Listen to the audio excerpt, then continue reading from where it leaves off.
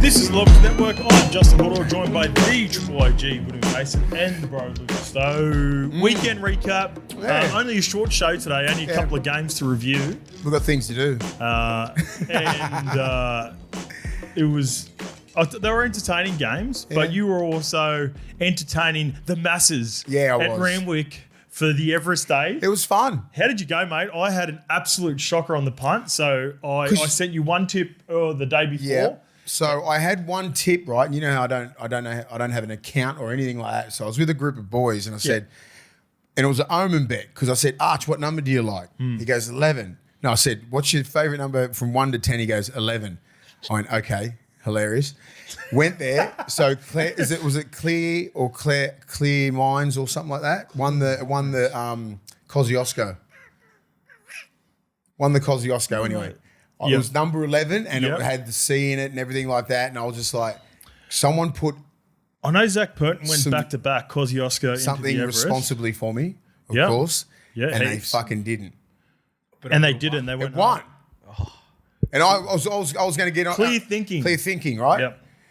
So clear thinking, at that time it was paying $5.50, $6.50. Sorry, that was Schiller as well. Yeah, I said, can someone please go and put X amount on? Because, if I fucking have a crack, it's responsibly. Yeah. You won't bet all day, but when you have a bet, I had one thing. It was a one omen bet. I said, put that on at someone. No one did. And it won. I said, you fucking ruined the whole day. Anyway, no. It was Tab run a great, it's getting better and better. It was like 50 plus thousand because the Tab tent's all the way up here. You look all the way down, like down to where I was last year with all the blokes there. It's just a massive party. They've done so good, and I think next year it'll just get better, because the Tab tent is another marquee.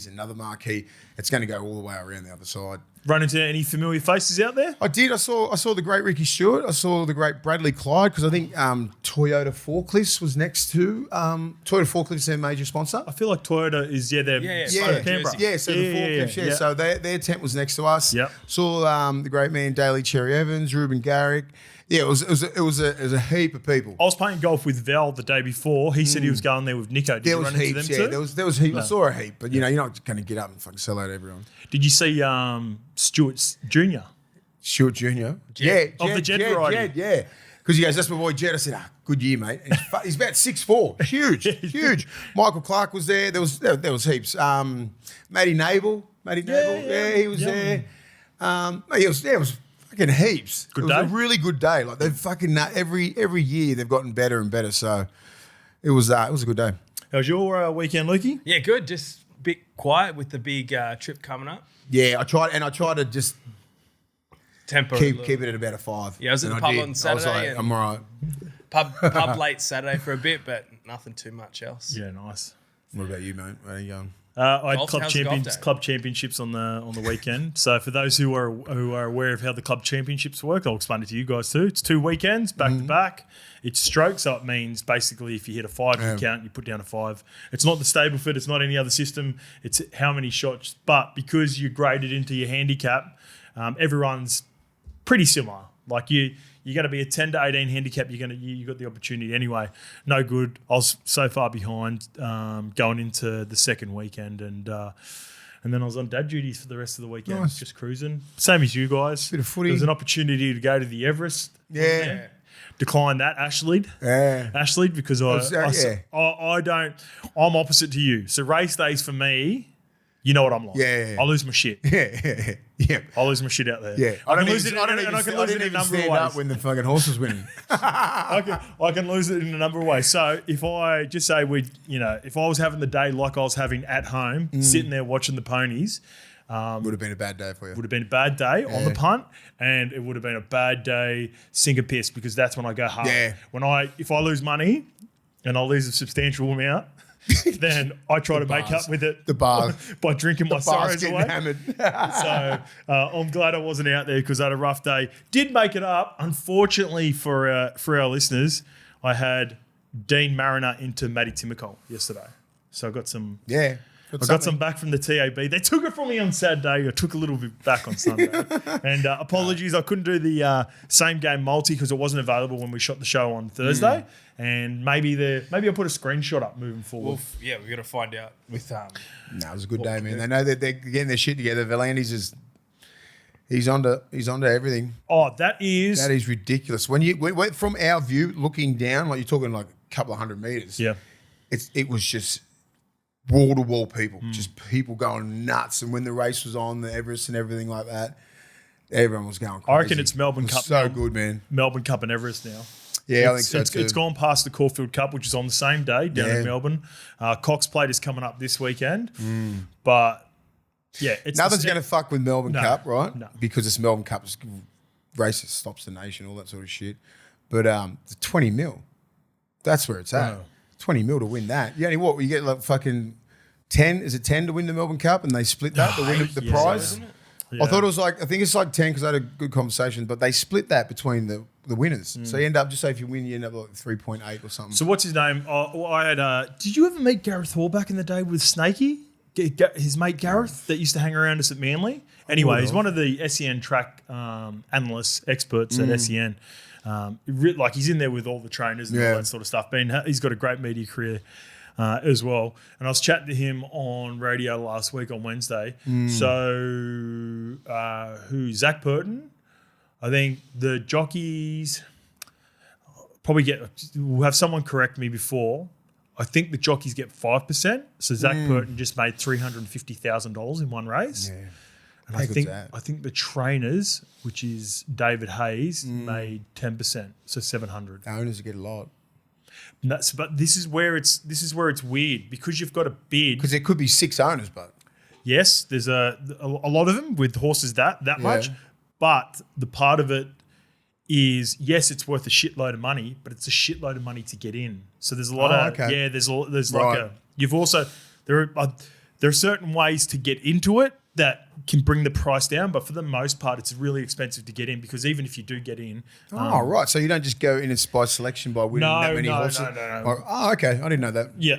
Can you. That's why they got that horse from Hong Kong. Hong Kong just fucking come over and. KIWI Rising? The one who won. Hong Kong Racing.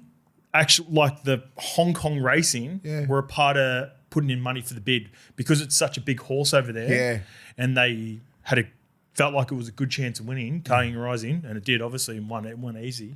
Hong Kong Racing not only wanted in the race to win the money, but also the eyeballs. Yeah. Talking about Hong Kong Racing. There's all there's so many factors that go into it. We are footy guys, I know this. We're kind of sitting there watching, just going, relax. There's only one game on the weekend, guys. Yeah, we've got a couple games, so we're just chewing the fat. Does it say how much to buy into the Everest? I didn't know you had to buy into the Everest. You have to buy a slot. Right. Let me find out. Keep going. Anyway. We'll figure it out. Hey, Joffrey's Tavern loves your filter or lack of, Mace. This one's from Joffrey's Tavern, I think it is. Chat on Buzz, and he's got the timestamp for it, 55:46. Justin, the skip. Now I want to be very particular about what we say on this. Then Mace goes, no, what a fuckwit. Never change, Mace. That was with regards to the chat from Buzz, the article. Yeah. I want to clarify one thing too. What I was saying was be careful with the way we talk about it is because more of the victims, not I could give a shit about Buzz. Like, even though I understand what Buzz is, and I still think, like, to the point, even for his standards, he dropped it. Rank journalism and doing it on the day. But I just wanted to be careful. That was the part I want to be careful about because in order to spray Buzz for doing the article, we must not forget. Yeah. We know exactly what he is, a journo, right? It was just the timing of it and it was a shit go. Yeah. That's it. Yeah. Cool. 700K. There you go. Pardon? 700K just to go, I want to race in this fucker. There you go. Jesus. So imagine if you have no real chance. You better have a good horse. You could go through the prize money now. So, the winner gets shitload, second gets heaps. Like, I think you get good money all the way to like 6th. Okay. Maybe even a chance to get your money back all the way to 6th. That's why there's only 12 horses in it.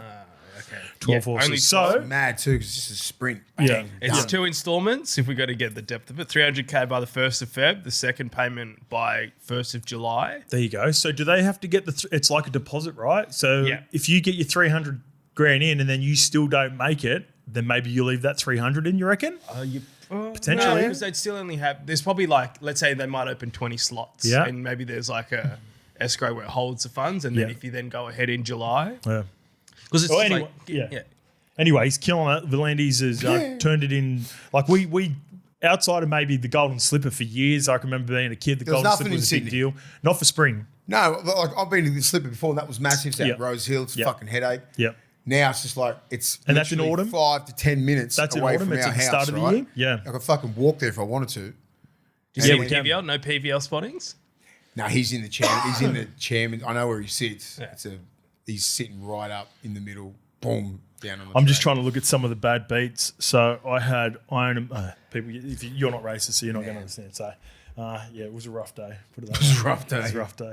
I want to show you a couple of videos, boys. These have been really going really well for us, and you've seen them. But I just want to talk about the Tongans / and we'll talk about the international game a little bit before we get to the games. The Tongan and Dolphins leadership. The reason I'm so high on the Dolphins is because of Wolfie and because of video. Isaiah Katoa. Yeah. Have you seen the Did video? you see when he talked? I was going to say that. I'm glad you brought it up. Like Yeah. that shows. Like there's a lot of leaders in that Tongan team. There, he's a 22-year-old young man who's the one up and talking Yep. so eloquently, and he's a fucking born leader. Do you want to rewatch it again? Yeah, just to rewatch get, it, 'cause, yeah. mate, it gives me No, it gives me go. goosebumps when I I watch only it. watched it briefly, but I'm like, And because then you got Taumalolo, sorry, and Fanua Blakes and all these senior players there, but guess who's up talking? yeah, it says a lot deal, about his big leadership deal. and It's a big character, deal. doesn't it? It is a big deal. It's a big deal for Tom. Firstly, I'd just like to say it's an honour and a privilege to stand here before you all as a representative of the Tongan Rugby League team. I'd like to say thank you for inviting us to have breakfast with you all. I'm sure the boys are extremely hungry and can't wait to eat. Thank you for hosting us this morning. Sikamanu, OGs. We really appreciate it. We're so proud to be here and represent our country. To be a part of this morning has been special for us. Finally, thank you to everyone here for attending.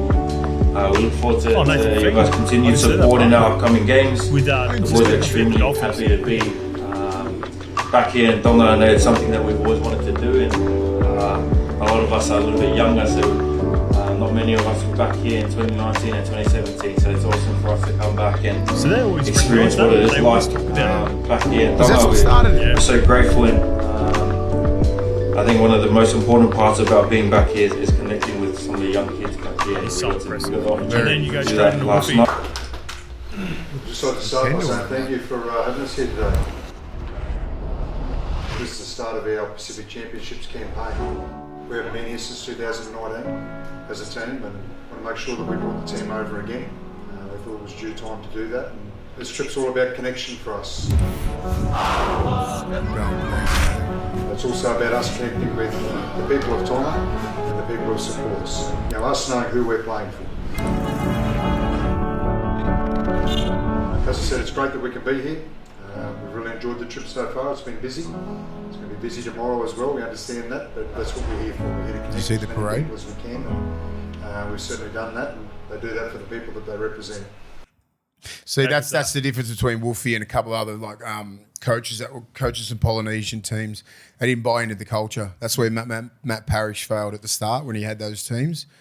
I think he bought into it by the end of it, and that was probably too late. He got to the World Cup final, but like he's always been like that, Wolfie.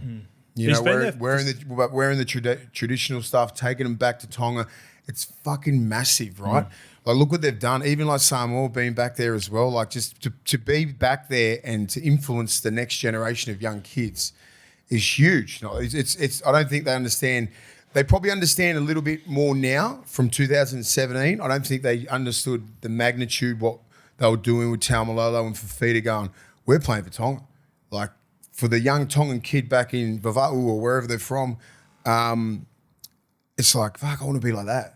So what's that, 7 years ago? No, eight years ago. Yeah. So 8 years ago, that young kid was what?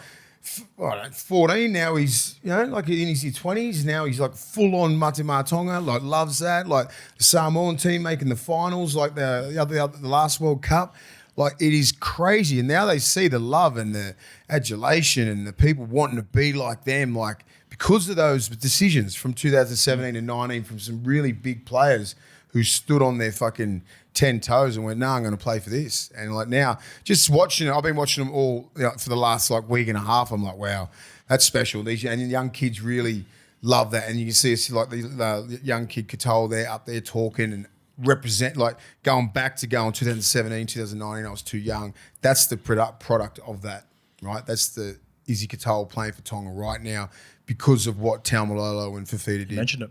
And he mentioned I was too young for 7. So how old would he have been? A perfect age. Would have been 12 or something. Just say he's 12 or 13. Very young. Max. Yeah, young, impressionable young kid. Just like when I was a 14, 15-year-old looking at kangaroo tours of Bradley Clyde and Ricky Stewart and Mal Meninga, and I'm like, fuck, I want to be like that, right? Because that was my influence, right? That's why I saw Bradley Clyde and Ricky Stewart. I fucking get straight out of my chair and give them fucking biggest hugs and shit like that because that's the affiliation I have with them. That's the love I have for them because that was my generation of people to look up to.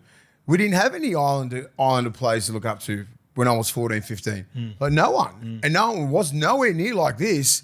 Now you're looking at some of the best players in the world. Payne Haas is representing Samoa. You got Roger Tuivasa-Sheck. You got Taumalolo. You got all these. You're not talking just normal players, man. You're talking superstars of the game. Chuck Olakuatu in there next year. Yeah. It's going to be scary next year, the World Cup. But like that fucking line in the sand when they drew that in 2017, this is the product of it now. So well done to Taumalolo and Fafita. I always say that this is going to change the whole game.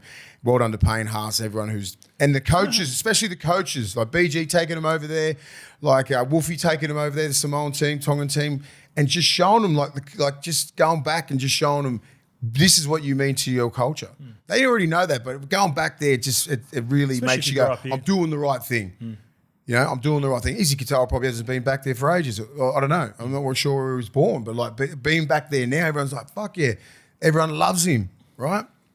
Yeah, a couple of things for me. I just want to give a massive shout out to our guys. Not only did we have the dream team at the golf day with our roster, how about our social media guys? How about our creators? Yeah. So Alfie's been with the Tongan team for the last 2 or 3 years. Is it Tongan team? That was him. That's why it looks cool. Those are his clips. Both of those. Well done, Alfie. So shout out to Alfie. He also works for Manly.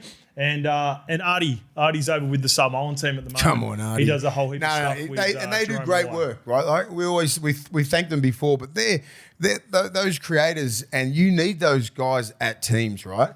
Because Artie was there when I was there, and I'm not sure he's sort of freelancing now. We had a good chat with him on the Levels Golf Day. I said, "What are you doing now?" He goes, "Just freelancing, just doing whatever I want." I said, "Good." I said, "The game needs clubs need creators." Because gone are you're just going to get footage from fucking Channel 7 or Channel 9. It just looks shit, right? You get an inside little look at what these guys are doing every day in the gym and especially all this stuff now. It's great insight. But like everything that they do. I'll add a layer to that. I think you don't need to just be a creator. You need to be a storyteller. And with the culture of Tonga, Samoa, man, it's the perfect collaboration 100%. For that. Yeah. But that's the perfect collab for these guys because they're brothers as well, and right? And they connect, they love it. They're back there, they're connecting with their family as well. But then just say with the NRL teams, you can see how you know social media and all that shit better than me. But they do a good job, right? Definitely. There's some really good creators out there that make the players look good, look cool, that's what it's all about. A little inside fucking look. When you're not going to get the Channel 9 bullshit, right? They're there all the time with these cameras, and the coaches allow it. All coaches allow it. It's like they're part of the team. Like when they're sitting around, in private sessions after games, when they're all circling the wagon, sort of thing. Cameras there. It's there everywhere. So not only is there an explosion of Polynesian players, mate, the creators just we've had creators. We did the repost with the boys. Shiloh as well. He's just Shiloh, mate. Even just creators in New Zealand like Māoris, Samoans, mate. They're all like really popular. You've got huge numbers, so they're killing it. The last little bit before we move off it, and it's to do with Tonga right now. It's the reason I'm so high on the Dolphins. I am going to be having a good lick on the Dolphins in the next couple of years. I think they're skyrocketing. I think they've got in terms of leadership, and I've talked about him so many times. I pride myself on the presses. Christian Wolf is like this the whole way through the season. He never too high, never too low, always says the right things. You can tell he's got great rapport with the Polynesian boys because of his relationship with Tonga, which is going to serve him well in the NRL because the competition is almost 60% Polynesian now. And Isaiah Katoa can't be more and more impressive. That's not easy. He makes that look easy. But why? He's only 21 years old. I look at that and go, Jason Taumalolo is the captain, right? He's the leader. And I reckon they've done that on purpose because they know he's the future captain of Tonga. Yeah. Right? And Taumalolo's done all this since 2017, 18, 19. He's always getting up and speaking and everything like that. And now it's time to pass the torch on. And you got to go, all right, young kid, get up and talk. You're the future of the game. You're the future of Tongan Rugby League. And he took it, went up there and spoke like a fucking vet. Love it. Very impressive. There's always so much chat, especially around Origin time with eligibility. But watching those clips, can't wait to watch the Pac Champs. We already watched the first game. I remember getting about 5 or 10 minutes into the game between Samoa and New Zealand going, it didn't stop. Yes, Australia are going to be the favourites. Don't get me wrong. They will still and deservedly so. And they'll be the favourites in the Ashes. I can't wait to get over there. There are 5 genuine chances to win the World Cup next year. Yeah. And Samoa made the World Cup 3 years ago. 4, 5. Yeah, Poms can win. 3 years ago, going into Poms can still win. Yeah, it's 5. Yeah, 5. But it was more a good story, and they were emerging. Now with the key positions that are so much more set in place, you've seen it on the weekend already with Jerome and Blaise Talangi being premier players, not only at their clubs, but at the positions that they're in. Izzy's going to be that for Tonga. It'll be interesting to see who emerges with him in that 6 jersey because they probably need one more guy. Fainu, one of the Fainu brothers. Latu Fainu, or maybe there's a young kid I think that could explode next year. I think the Fainu kid from the Tigers is the 6 because he's a runner, right? Izzy's he does what he does, right? He's fucking tempo, everything like that, good kicking game, good level head where the young kid Fainu can just be fucking bang. Well, you know what he needs to do though, Latu? He needs to beat Adam Doueihi out for that 7-6 role at the Tigers. He needs to start. Yeah. And Adam Doueihi's not going to give that up because Adam Doueihi looked good when he was fit before he broke his jaw in about 3 or 4 games in the Bulldogs game potentially, or maybe a game or 2 after that. It has to be an iron sharpens off like Benji. He has to force Benji to make him the 7 with Jerome the 6 next year, or the other way around. Jerome 7, him 6. And I think just with having another preseason, I think this is his first year in first grade, right? He had a couple of little. It was his first start this year. First start, so that's a big difference now. He understands how to start. Now he's got Benji there. He's got some really good players around him. That's that 2nd or 3rd year, you really have a big jump, and he's still only young, so a lot of things to learn, and that's what preseasons are for. Yeah. Can I add one more layer? Go on, add it. Come on, Onion. I know. We need to get it. We need to get an hour out of this. No. I would love to see the Kangaroos lean into that storytelling stuff a bit more. Yeah. So far, it is only early. Is Bocco over there with them? Bocco's not there. No, I'm not. It's not a creators thing. They've got the most talented guys over there. No, but do we know anyone who's a part of the crew? No. I've seen Gordon Tallis would be a good creator. Our man Jacko's with the Kiwis. Is Gordy a creator for that? For the Aussie team? That's my point. We've got England. So I saw a TikTok I saw it was interesting. Willie Peters in town. England. If you're looking at England's content, they're showing how hard they're working. Obviously, there's that story, the whiteboard session that's come out. I want to see that for the Australian. Yeah, Aussies. I want to hear Tallis talking us. I want to hear what Tallis is saying to the players. Yeah. We see a lot of because I follow the Kangaroos. It's just a lot of skill work, a lot of just ball work. There's a lot of just very just basic training session stuff, and maybe that's on purpose. I was thinking that too. So I'm not criticizing the strategy or anything. That's not what I'm here for. But I'm saying look how passionate all these other nations are, and everything. All the narrative that's been going around through the year is people passionate for the jersey. Yeah, and I think the Aussies are a bit more like me in the team when I was playing. It's very more. It's just do your job. Yeah, there's an expectation. There's an expectation with that jersey that's already You don't have to show anything. You don't have to say anything or anything like that. It's all you get your jersey and you just got to do your job. But I understand with the a little bit more context, a little bit more fucking, I don't know, some sort of story. You know what's a factor? Kevy and Gordy, they're part of the old school. Yeah. That just wasn't around. That's exactly right. That wouldn't be something that... Gordy wouldn't be like that. It would not be natural to them. If Gordy, similar to you, Mace, if you understand content, you do podcasts and all that, there's almost like... is this like an expectation or it's like a paid gig? When you do media, it's almost like that, right? Yeah. Like we've got this business which is different but like it's more like you asking questions, Lukey, all the time about some of the new guys. Yeah. Whereas the younger generation and especially the coaches who have come through and are more in sync with the younger players understand why the younger players want to have that exposure and also why it's important for the fan bases and growing the fan base. And you're right, it is the coach because they are old school and they just sort of fucking get the work done. Make sure we fucking. A camera would have been the enemy back in the day. Yeah, they hate it. Yeah, it's an inside sort of thing. In like there's cameras and shit. They used to shut bloody training sessions down. Fuck off media. Yeah. They'll get your own little. They'll get a minute or two. Come in, do your interviews, and then they're gone. Did you see the clip of Cleary and Kevy today? No, they posted it last night. Oh yeah, I guess look. Geez, it'd be interesting to see that side when it comes out. I've been waiting for 4 years to get off my chest. Well, I'll do it for you now. Yes, that's what I'm looking forward to. Like, I haven't got to coach against him now. I've got to coach with him. So, all right. Yeah. So you remember that. Yeah, sweet mate. See, even that, right? So let me say one thing because I know what you're thinking as well. Even for that, Kevy, from everything that I hear about Kevy, he's just like a champion bloke. Yeah. That's a sprinkle of Kevy, but also you can see that Kevy doesn't totally feel comfortable in that setting with just the camera. No. He would love to have that conversation with Nathan without the camera there, right? Yeah. Yeah, but it's so cool. That's a great insight. Yeah, it's good. Yeah, like it'd be, and even Nathan, like Penrith share a whole heap. Penrith share a whole heap, but like Nath is still particular and reserved with what he says. Big time. He don't say much. He ain't a bizzer in that who bizzer would get in front of a camera and flick a switch on and just like he could. Yeah. Yeah, you know what I mean? No, 100%. Nath's very reserved. I love it. Yeah. You need that from a 7. I need that. You don't need the cockiest bloke out in the field. Yeah, true. Yep. You know, and he's very reserved. And Kevy, it's good that Kevy's sort of reached because Kevy's he's a legend, right? As a human. Sure. But he's very emotional as well. Like when he talks, I've heard him talk before and he gets fucking super emotional about that jersey. So like the jersey presentation will be big. Yep. Yeah, that's what I'm looking forward to. Him talking, and I'm not sure if they're going to film that, like the little bits. Kevy might go, fucking don't show anyone like that. I don't know, but like I've seen Kevy like get really teared up because he's been through a lot in his life.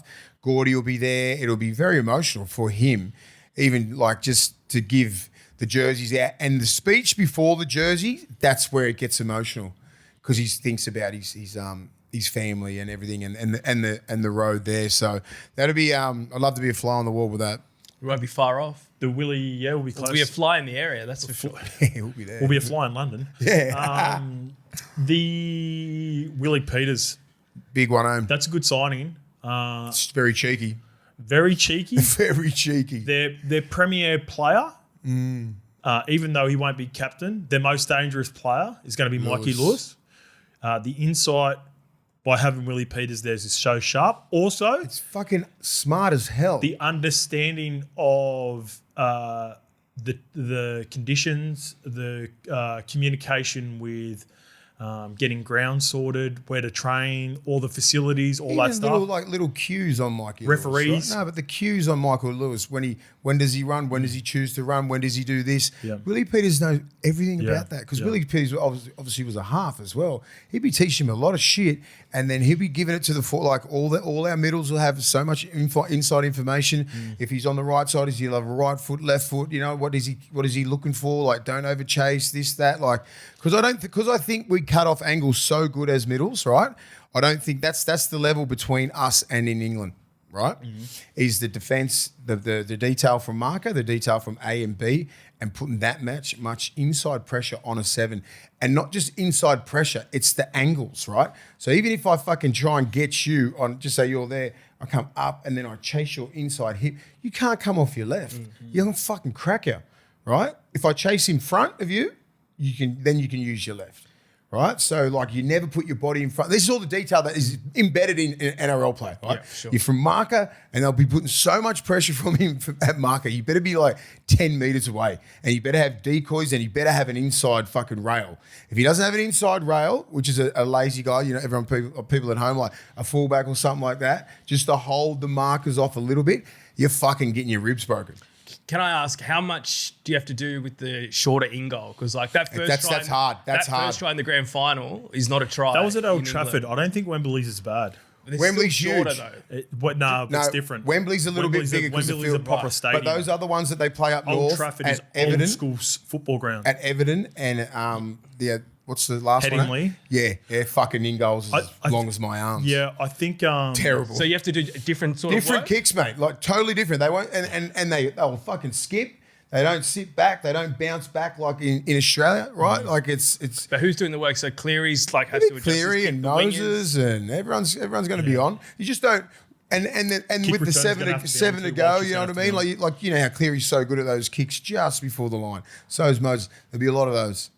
You won't be trying to fucking crossfield kick. I mean, you will crossfield kick, but those little, like the grubbers, you know, they can just go straight out. 7 tackles. It's a big deal. Oh, just lost it. There you go. But yeah, that'll be little things like that. And the guys, they won the World Cup over there. Like they know the fields and everything like that. Wembley might be a little bit different, but up north it'll be fucking greasy as well, right? The ball's a bit different. The ball's not different, but the ball, the jersey, the slipperiness, the dirt, it's fucking muddy, but it's not. They use Steedens over there? Yeah, they use the same balls. They use the same balls. They used to. They never used to. When we were playing, they fucking had their own balls, like a fucking soccer ball. So now they've changed the steed and the same thing, same grip, but like there's a different sort of touch to the ball, isn't there? Like you get hit on the ball. Like she's fucking was it flying Origin out. where they were saying that the ball was different, just the way it's been painted? Perth, when they kept missing kicks. Oh no, actually it was the Game one, Queensland. Game one, Yeah. That was Interesting. when It'd be the little High things. Sports Boys did Joey Master. I reckon tame the Steeden. I reckon so this first game against Wembley, I'm not sure who the refs are going to be, I'm not sure. It'll be out but I tomorrow, swear to God Tuesday? it's going to be a pom. And the fucking rules are going to be going. One pom, one Aussie, and then it's the third game they choose. Well, the first one's going to be a pom because they want that game. The pom that does it too. Let me get it up. We don't get Super League. Yeah, I know that, but like, as if it's not going to be a pom that first one to give the 50. Challenge Cup final or whatever. It's the guy from Wigan, and he's tortured. He thinks he's if you think I've watched a few of their games, he thinks he's the main character. He does. Yeah, like when you watch the games, like the conversations that he has. They got some mad arrogance on them, some of those refs. You played over there. Liam Moore. Yeah. Liam Moore. There's a couple of them they just talk, they look at you like a piece of shit, they penalise you on that's what I'm saying. No, get this. I'll show you this. I'll show you this. This explains him. It was the Super League, they had it, and there was like a dust up, and listen to the conversation between him and listen to this. The fucking info these guys got. But I'm saying it's like we're gonna, and we know it, right? Here he is. Check this out. You'll love it. This is after the picked up and the Wigan play got sent for 10. Who got sent for 10? Anyway, this is the chat. Let's hear from the It's a grand final, and I understand that stakes are high, okay, and emotions run high. We've had flashpoints of foul play, okay. As captains, what I want. Control your players, okay? Let me referee the game and give the penalties when they're needed, okay? What I don't need is players from both teams running in, Adam Kieran from you guys, and Mikey and Jerry from you guys, okay? It's going to be a penalty. Take the time now and speak to your boys. Top referee, isn't he? Top referee, Liam Moore. I think everybody else is losing their cool, and he's the coolest man out there. Yeah, really composed. And that's what I'm saying. He's going to be the guy at Wembley, right? And obviously, we, as a punter, as a supporter of the game, I want 3 games, and I want the last one to be a decider. I don't want a clean sweep. That's me. If I'm an Aussie player, I want to fucking sweep your palms like nothing by 50 every single game. That's the mentality from this Aussie team, right? But us going over there as punters and, you know, like if they win that first game in Wembley, I'm not mad because then I know it's going to be hard winning that Everton game. Yeah. And then then we're at the last one in Leeds, it'll be fucking jam-packed. Everything's sold out, and then you'll get the real fucking test level. But if we pump them in Wembley, it'll be very disappointing. We're talking about 60, 70,000 in Wembley. They've already sold 56,000 tickets. Yeah, it's fucking awesome, man. And Everton's already sold out. All the North's already sold that's out. done. But done. I'm just saying, like, if they get Wembley, and I'm saying with the refs and that's why they got the Pommy ref in the first one, and then everyone would call, oh, the shit call, it's a shit call. And then you get an Aussie ref, and then it'll be fucking... Your journo show that you watch with Shamus and... your favourite show. Yep, number one fan. Wildlife. The exclusive. He's a Peacock. JB Peacock, yeah. No, Adam. Adam Peacock. Adam, he right, hosted. And he said the wrong, like, so he goes, they should have done Headingley first and then finished at Wembley. I didn't agree with that. No, Disagree. no, Because I disagree. If it was 2-0 and you get to It Wembley comes from a person who's never played the game. and we get... it's just a bit... Nah. No, so what he's saying is the reason he's saying that is because he thought that they missed an opportunity. Like, England, to use it to their advantage, should have played him... Headingley, it's a tougher place to play. Fucking hard like place the to play. occasion for Wembley will be get the Australians up. Yeah, that's yeah. what he was alluding to. yeah. But also, here's the problematic thing for the game, international rugby. If Australia had gone 2-0 and we had got 10,000 at Wembley, 15,000 at Wembley, bad. it would look awful. So you needed to play the first game there, and I think they made the right decision. Yeah, I agree. 100%, because like, exactly, the last one in Wembley, if it's 2-0, it'll be 25,000 there. Yeah. You know what I mean? So it's like they've done it right, And- because I reckon they're trying to they're gonna fucking blindside us big time. And I know that we're the Aussie team, and I know we're well coached, and everybody will be so onto that shit. But you still got to fucking deal with it. You know what I mean? Everyone's like, oh, ambush is coming, ambush is coming. Yeah, it's fucking coming. If you're an idiot, if you fucking don't know it's not coming. That's fucking. I've seen footage of the Pommies with the coach, and they're flogging each other and this and that. They're working hard. They're physical. They know that they're like, when I say detailed before, like they're not far from it because they've got good coaches over there. They're a little bit behind. That's about it. A little bit, not fucking years behind. I'm talking like just little moments. The part that catches out the Australians, and like I said, I've been watching them closely now because I watched the spot. Like there are a lot of people that talk on the international game, but I watched the tests last year for Tonga and England. I watched the test with Samoa, the ones before. They're unorthodox. Yeah. This is the part that catches out. So when you talk about shape, Mace, you talk about NRL shape.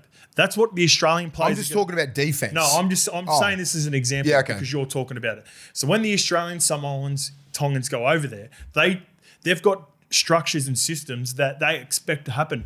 The Poms don't throw it at them. They play a different style of footy. Mikey Lewis will get ripped 3 times in the ribs, and then the Australians will think, oh, they'll drop off going, he ain't going to run anymore because that would happen in the NRL. He'll keep going. Yeah. Like that's the style of unorthodox style that the it's hard to. So I remember Justin Holbrook come from St Helens, and he had him playing like fucking every play was a play. Right, every play you kick down there, the wingers go boom, boom, boom, forwards are back real quick. They're having about 3 or 4 shots at you. In the NRL, they don't allow you to have that many, right? And that's where I think he struggled with that sort of thing. You can't bring the Super League over here because it's different because we fucking wrestle and we get into tackles and slow shit down and there's 10 or 12, there's 11 people on a kick chase. You know, over there, they're not putting 11 on a kick chase for 80 minutes. We are over here. So there's just little things like that, but like the way they play with the ball, right? Because they've got some big bastards as well in the front row. Fucking late offloads. They always push up. They push up footy. Everybody's in the picture, and they're just hard when they get on a roll. The fucking hookers are coming out. The fucking fullbacks are pushing through. They play really, really good brand of football. Right, because I like the way they played, like the eyes up football, see short sides. That Mikey Lewis might see a short side, the fullback, anything George like Williams. Everything's a play. Where we're more structured in to get to different points, especially with Cleary. Cleary's very structured. You have to get to certain points. That's why I like to say in Origin where you don't, Cleary struggles a little bit, right? Where we're in the test arena, I'm thinking it's not as structured as Origin, right? So you can get to different points, but like that's where in a way it could be very confusing. It is confusing. So that's where in a way where Penrith struggled in the Challenge Cup over the last couple of years. Yeah, because they want to get to a spot.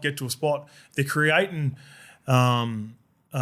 shape to give them a look where they can eventually pull them apart. But because the defensive lines aren't as what's the word? Like honest in a way. Yeah, like they're not. They'll just cover them. They'll work hard from this. So and then.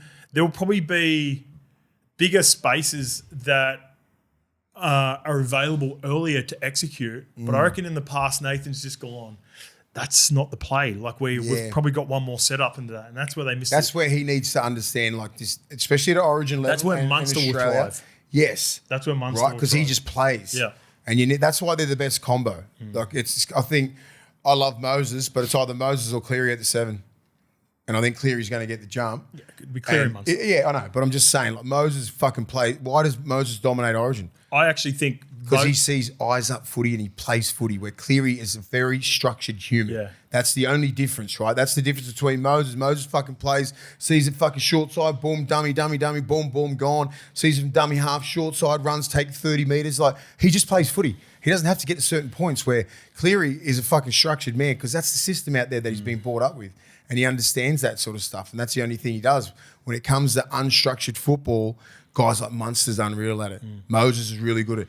JT was unreal at it. Joey was unreal at it. Some of these pommies are fucking good at it. Because at the end of the day, it's just footy, right? Just play eyes up football and just play. A Moses and Munster combination I would be more confident. Yeah. As weird as that sounds. No. So let me say this. I'm with you. I'll state this. So is that your 6'7"? What is that 6'7" shit? I was just trying to get you to say it. How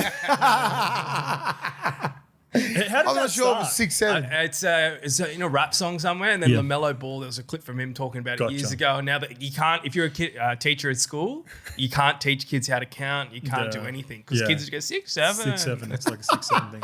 Anyway, I don't know who's going to be 6'7". I had to slip it in there. I've been waiting a few words. Yeah. Who's going to be playing 6'7"? Yeah, I reckon it's such a weird one. Like, for sure, Nathan would be my first choice out of all 4 of them at club level.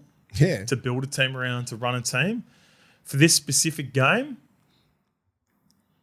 he'd almost be 4th choice, even behind Tommy, and because you just want to play fast on these guys. Tommy would suit this. Hopefully, he's 14. He would suit playing the Poms. That little prick he'll be torture for the Poms. Yeah. He'll be torture for him. So, like, the 7 is going to be.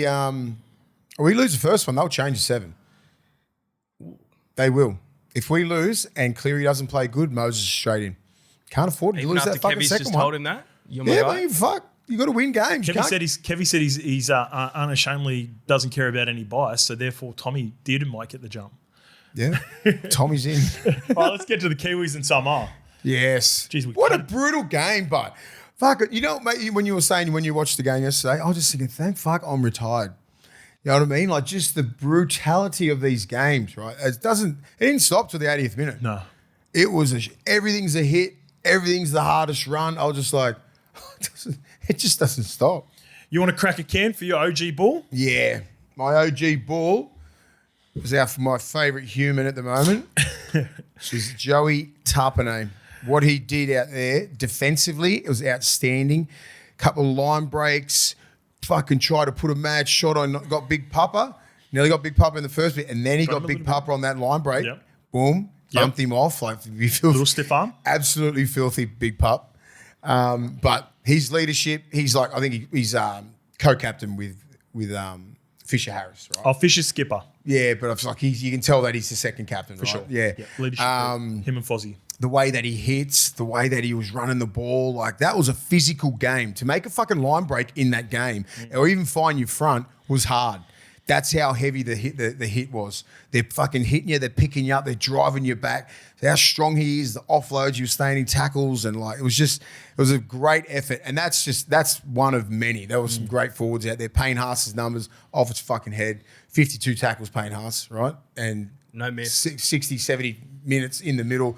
Joey played 54 minutes. I think it was 145 metres, 12 hit-ups, no kickoffs, right? Just a slight correction on Payne Haas. He played 79 minutes because he played 79 minutes. Ata Mariota got knocked out after a minute and had to go off. So he got a minute. Didn't know. I thought 1 minute. Yeah.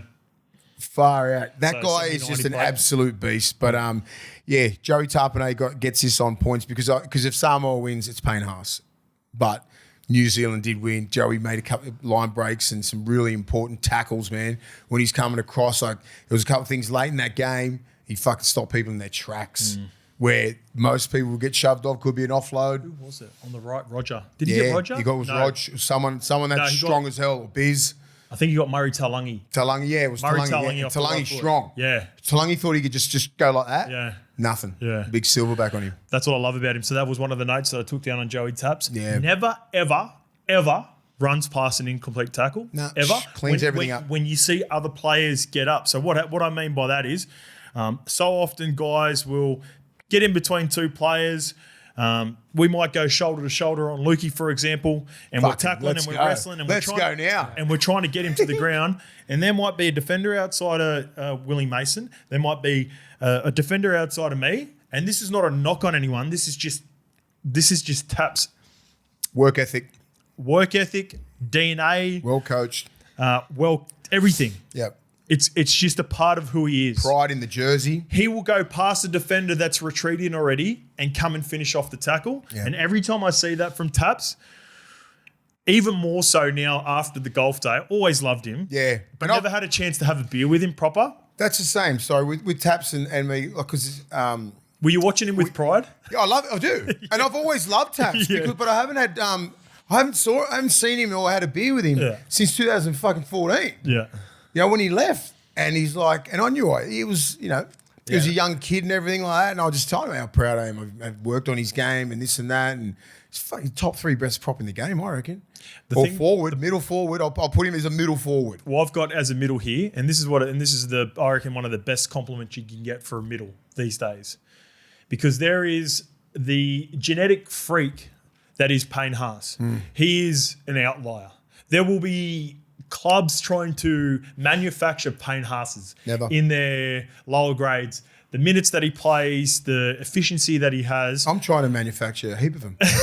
What are you doing? Play 80 minutes in the middle, for fuck's sake. Joseph Tarpanay is a good mix of old school and modern. Mm-hmm. So he's got the modern parts of his game. He's got the skill set. He's got the engine. He's got the work rate. He's got the leadership. And then he's got the old school mentality where he takes shit personally. As a natural footballer. I reckon, and you'll agree with this, as much as we love Payne, I don't think it's natural for Payne. I was about to say that. He's not a natural footballer. I'm not natural, but Joey Tarpanay is a natural football player. No, let me explain this. I want to be clear with it. So because Payne does so much, he's got so much on his plate, his attributes are work rate for as good as he is. And because he doesn't really get a time to really look at a goal, in my opinion, this is just watching, right? He might have a different mindset, but this is the way I watch Payne. He doesn't really go out and try to whack anyone because he has to maintain that level for longer periods. Because Taps gets a 20-minute break, he goes 30-30, basically. He still has that old school mentality, like the look in your face right now, where I know you can feel it. He takes it personal and he tries to make a statement by going after Big Papa, his best mate and teammate. Payne Haas tried to hit him. The thing about Payne is, if you took the work rate away from him, just say he wasn't putting up, 79 minutes, 78 minutes, or anything like that, and you could only get through 40. Yeah. Like, would you be looking at him like we look at him? Yeah, because he could. Yeah, sorry. What do you mean? Like, what's so just question? So Payne Haas puts out such a massive work rate, right? 79 minutes, 52 tackles, 0 fucking misses, 18, 19 hit-ups, 200 metres. Imagine if he couldn't get that. Yeah. Right? Just say he could only do a 30, he's a 30-minute man. So just give him spells? Yeah. But just he wasn't fit enough. Yeah. Right? He just wasn't fit enough. He could only get 45 minutes out. Like, would you be looking at Payne Haas like we look at him? No, probably not. No, you do. I'm saying that's part of his game, right? Is the work rate. But here's a question back to you on that. If he did get given a 20-minute spell and do you reckon he could then make that a part of his game? Or do you think I don't think that's in his nature. I don't think he's I saw a couple of nice little tips yesterday, which was good. I think he's, you know what he is? He's the big kid, just say from under 10s that didn't really care about working on his skill set because he was just running through everybody. Yeah, passing ball, run and through he's an anomaly because it's happened from that age all the way into first grade in every single level. Normally you get to 18 to catch up to and you'd have to no one can fuck with him. Yeah. Like he's still like running and tearing teams up. Like he runs like blinds, he runs overs. Like in a normal team, some of the lines that he runs, gets the ball and skips over. That's not a good line to run sometimes, right? But because he's so big, so strong, so fit and mobile, and like you can get away with that, right? Here's another part too. I reckon he's always been that big, and because he's a big, gentle giant and doesn't really look for confrontation as well in that sense. Like, he looks for confrontation to put his fucking elbow straight through the chest. Don't get me wrong. Yeah. That part of the aggression is there. But no one fucks with him because he doesn't fuck with anyone else. No, he just does. He just plays his game. He plays a game fair and hard, right? Yep. But I'm just saying, with the minutes that he played, just he's averaging 70 minutes. Yep. If he averaged 40, would he be? Would you look at it in the same way? No, for sure. You'd have to change. You'd have to change. You'd be like, you know, he's not fit enough. He's not putting out these numbers. Like, you go, oh, he's only doing 100, like 80, 90 meters a game, and like 25 tackles. Like, all that shit would be half because he don't stop, right? The 70th minute, he's still running as hard as he was in the fucking his first hit up. So if he dropped his minutes to 60 minutes, though, he could shoot out of the line. 60 would be 60 is different. That would be my ideal thing for him, right? Because Brisbane's paying him this much money and he can last that long. But if he wants another 6-7 years at the top, you're going to have to lower his minutes. You can't put him at 70 plus minutes and the work rate that he does. And, you know, he's starting to get some little niggles here and there. And like, my ideal time for Payne Haas is like what he was doing at the start. Like 30 minutes, maybe 35 minutes, get that other guy, get the young kid on. Now you're going to have Willison who's going to be like, I can start. Stand on business. Mr. Stand on business. I can do a part, and he's going to be fucking way better next year because of this year. He had a few injuries and everything. Next year I think he's proper going to arrive. Right? They are the reason Broncos are the team to beat next year again for me. Kobe Hetherington's going to be a huge loss, I think. Good player for him. But they're getting, I reckon, Ben Tolte one more year will be able to take that role. And don't sleep on my guy from the Dolphins, All Blacks Tuffa. Watch out for him. I think he's going to be put on 5 kilos, be a proper middle. Yeah. Because as you said, he started in the centres, back row. Now he got chucked into the middle as a lightweight with the Dolphins. He'd be 95 kilos. 95 to 100 kilo. I reckon next year, he could carry 100. Yep. Because he's built good and he's strong and he's got all the footwork and everything like. He could be a problem off the bench. Yeah. So him, Willison, I'm not sure if Willison starts next year. Do you give him the nod? Is Jensen still there? But Mr. Stand on Business needs to stand on business next year and I think he will. And I think he'll find his role within the team. Because I think he struggled when Payne Haas is back in the team. I told you that. We were talking. Not in the finals. No, not in the finals. But I'm saying, like, when Payne Haas was out, he went, fuck you, I'm getting 180 metres a game. Yeah. And then when everyone come back, he sort of sat back a little bit. Yep. Now it's like it'll be a 1-2 hitter. He was so explosive in those final 2 games that I reckon that might go against him. I reckon Madge will be looking at that going, that second wave that he had in the prelim, because the first game, you could tell he was a little bit nervous because he'd missed 6 or 7 weeks. And a broken arm. Playing against Penrith, the arm probably wouldn't have been 100. No way. When he actually come back on for the second stint, because he had a bit of a spell, did the middle part, played in the middle, and then he come on for Piakura. And then in the grand final, he was excellent as well. So it'd be interesting to see how he the ascension. Let's go from your young buck, Mr. Stand on Biz, to my young buck.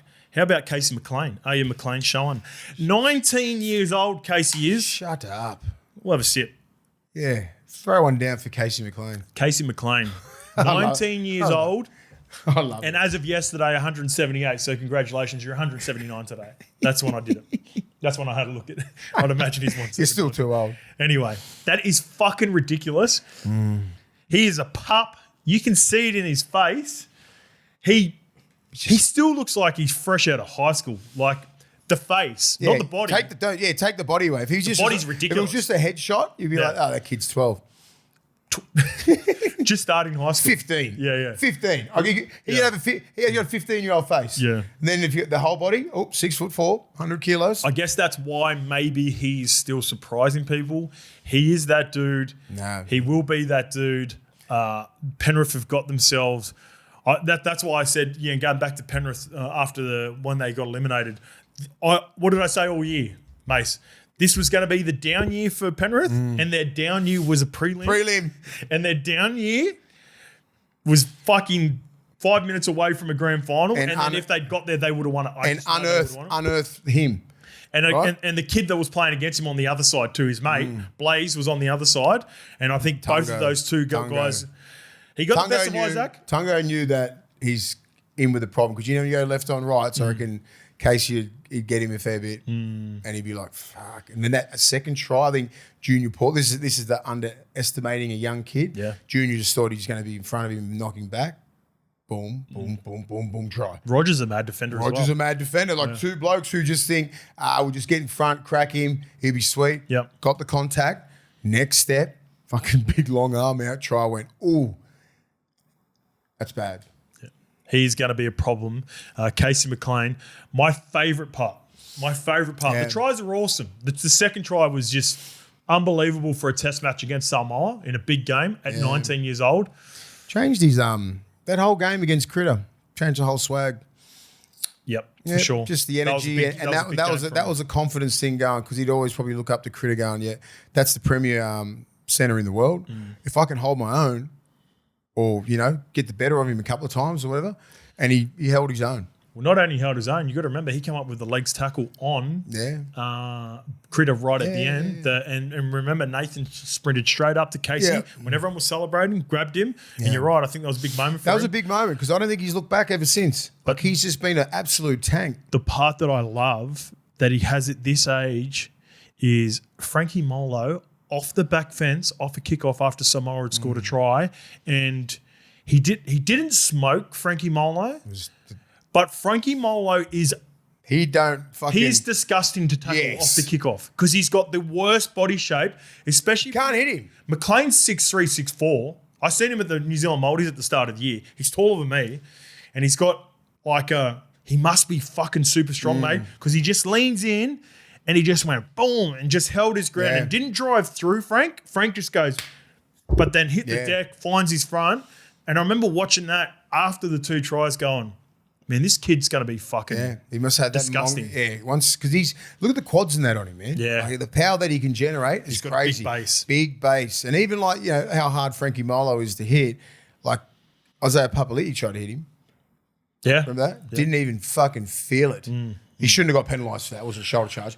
But it was like he had a proper hit on him, and he tried to bang, and it didn't even... He just went... If you can get Frankie Molo to just hit the ground, that's a win. That's a win. Yeah, because for the most part... No. Frankie's fucking right. He normally falls 3 metres past everyone. Yeah. Like he runs hard, bro. Jesus Christ. Off the kickoffs and shit, you're just like, go kick it to someone else, please. So, Scopes Youngbuck, Casey McLean. Yeah, well deserved. Love that edge too.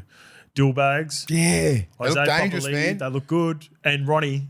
Ronnie does Ronnie things, man. He's dangerous. Ronnie's going to be the perfect complement for Casey. Because Casey is, you see him when he gets up, he scores the try, he gets up, and he's still first one he goes, best hype man of all time. And then Ronnie's just going to come in and just go, you're that dog. Yeah. You're that dude. And that's what I'm saying. He'd be the best hype man of all time. He'd just do anything. And Ronnie's going to be talking shit, even when the fucking other team hasn't even got the ball out there. It'll be. I love outside backs that have got so much swag and cockiness and confidence. And these two young. Ronaldo's not young, but this kid's young, and I think he's very quiet and reserved. Yeah, he looks it. Got to bring it out of him. Yeah. Right. And when he brought it out when he played Critter. Got a little bit fucking, pushing, shoving, all that kind of stuff, where Ronaldo would be the best gaslighter of all time. Best. Here's a comparison for the R360 boys. This one comes from Mitch1729. The best example is maybe the Rugby Sevens World Tour, where they move country to country, because that has, there's so many details that we don't know about R360. I know it's 15 on 15 rugby. Oh, is it? Found out, That's been confirmed. It's proper rugby. Okay, sweet. Might be tinkered with the rules a little bit with the ruck and everything, but it is rugby. All right, it's rugby sweet. union. The other part that I've heard is it's going to be played in different parts of the world. Is that what you've heard? Yes. So here's the comp for sevens, and I agree with this. And even though I know there is definitely an appetite for sevens rugby, but it's very hard when they travel all around the world. Isn't it already? It's already sevens around. No, so it's a comparison, mate. This is the way the competition is played. Super League Sevens. The way the competition is played is obviously we have Hong Kong sevens, we have Auckland sevens, we have. I'm sure we have sevens here in Brisbane or Melbourne or whatever. Yeah, they do it at Suncorp. And it's cool, right? It's theatre, and everyone, for the most part, dresses up, I believe. And I know there's definitely an appetite for it. But, you don't get that consistent fan base that's able to go to every game once you have a competition that travels. Does that make sense? Yeah, they go to Vegas as well. Vegas. So they're going to play multiple games at like a different. Yeah, so it's going to be. They're going to be around. There's Miami. There's one in Dubai. There's one in London. There's about 8 or 9. Like Magic Rounds, effectively. It's like taking Magic Round on tour with all the teams. It's like a Magic Round. It's like a sevens tour. Like that's the way it's been explained to me. So, you go into a draft. The way it's explained. But it's not sevens. It's 15s. It's not sevens, but the format of traveling is the part that. Yeah. And that makes it problematic to build fan bases for the actual expansion and especially when just say if you go to London. London is a very big union place, right? You got Saracens, you got all these things, London Wasps that have been there for 100+ years, and then you got the London, whatever they're going to call them. Where's their fan base going to come from? You know, like that's where they're trying to get the big names. Like they're probably trying to get like the biggest name in England, like Farrell or something like that. I don't know. Bang, here's 10 mil. Here's something so you can have people to support because you can't just have a bunch of like big names from South Africa or something like. You need someone from London, right? But what are you going to do in Miami? So here's the thing, to your point about the big name players, and Luke, you brought this up, and I've seen a punter and dribbler write this in the, I don't know if you've seen this in the punters and dribblers page. It was a person from New Zealand who was basically saying that unless it's been done like super undercover, it feels like there's been nothing reported on it back on New Zealand, and there's been hardly any players of note that have been linked to it. Signed NDAs, that's why. Gotcha. Everyone signed NDAs. That's why no one can say anything. Even like with NRL players, they've all signed NDAs. You can't say shit, and you can't be implicated on anything, right? So you sign these NDAs, which they all have. Apparently, the Guardian are reporting that George Ford, who's the England fly half, has been contacted. His agent's been contacted. Yeah. Wallabies, Lenny Kitau, James O'Connor have both been approached, according to the Australian. James O'Connor makes sense. If you wouldn't. Broad coverage says leading rugby union and league players have been targeted. So yes, it's just about getting. It's about getting players. But here's the thing. But here's the part to the rumours. Yeah, I understand that part of it, mate. But we're still hearing about the rumours with the rugby league players. There's been fuck all from. Oh yeah, I know that. But the only reason why they're chasing league players is because they want numbers. That's about it. Like they're going to be trying. Majority is going to be union players all around the world.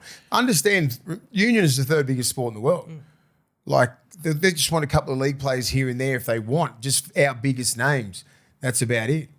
Yeah, but the part like I still don't understand is, you're going to want to attract rugby league players for sure, but the lack of chat around rugby union players is it's like super confusing. Either do we just like in rugby league, have we got loose slips? Yes. Is that maybe it? Or there has to be more. They're very good at protecting the game, the union. Yeah. And I've said like with the NDAs and that they signed, the union guys, you can't say shit. We just said that before, and we've said, but we know the union players are like probably just don't say a word. And there's also not rugby union 360 on TV that's been out of discussion. Yeah, no one talks about it in union. But no one talks about it in union. It's just like I'll tell you what, when we're over in London, I've spoken to Harry Wilson. They arrive on the Sunday after the game. So we can catch up with some Wallabies, and the All Blacks are over there as well. So nice. Have a few coffees here and there, mate. Be interesting to see what it is like. But I know for a fact that because of the NDAs, because of everything, because union don't talk like your league, and it's not they don't have talk shows about fucking just like every player's signed with all this sort of shit. That's why.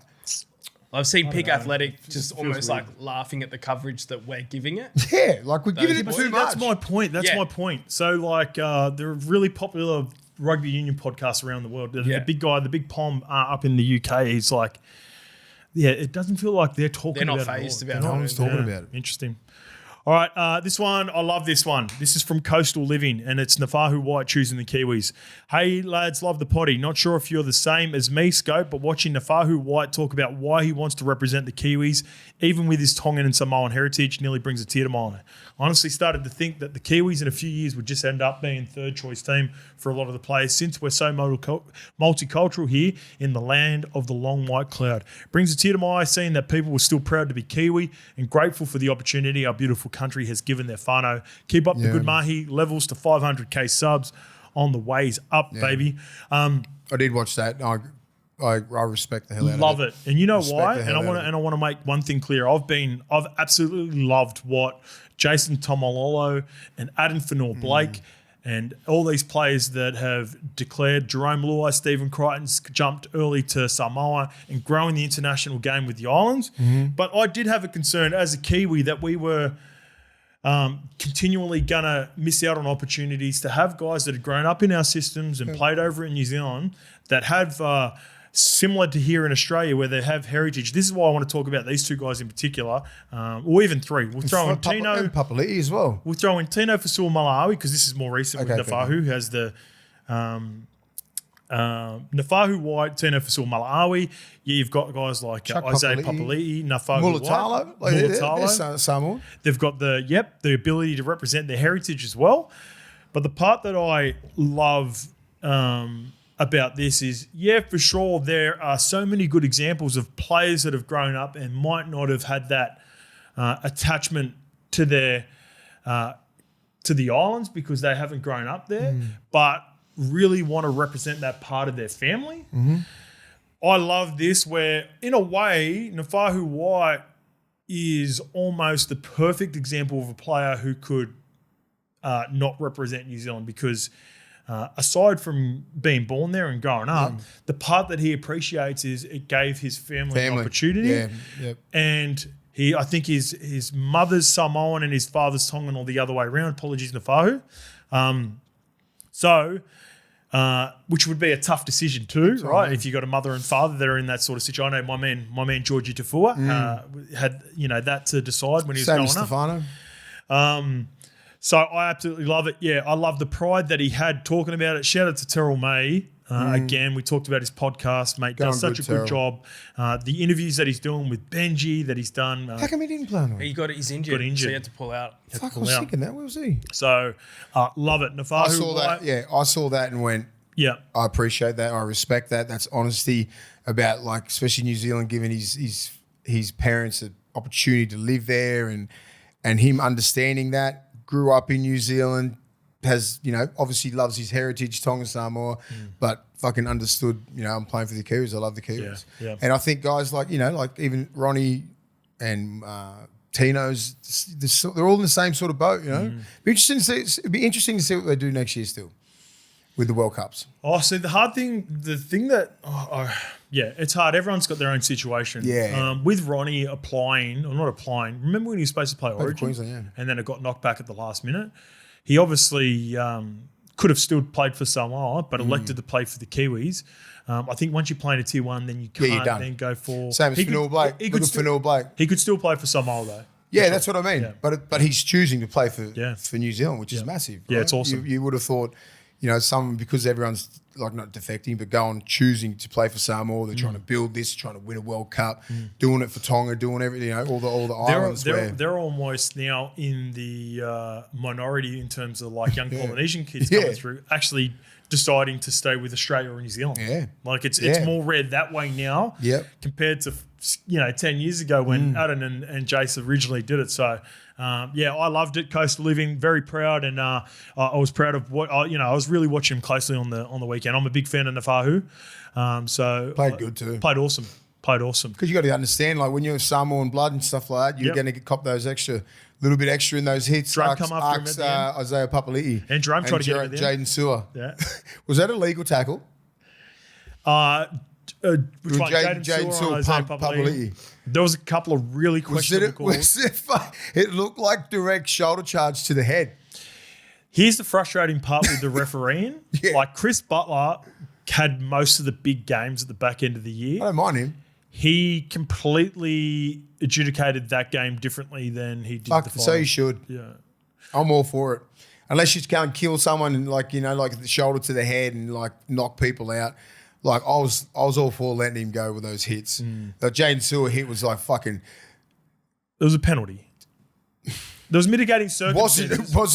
It was just compared to what we see in the NRL, and you're like, that's fucking near send off and 10 minutes in the bin.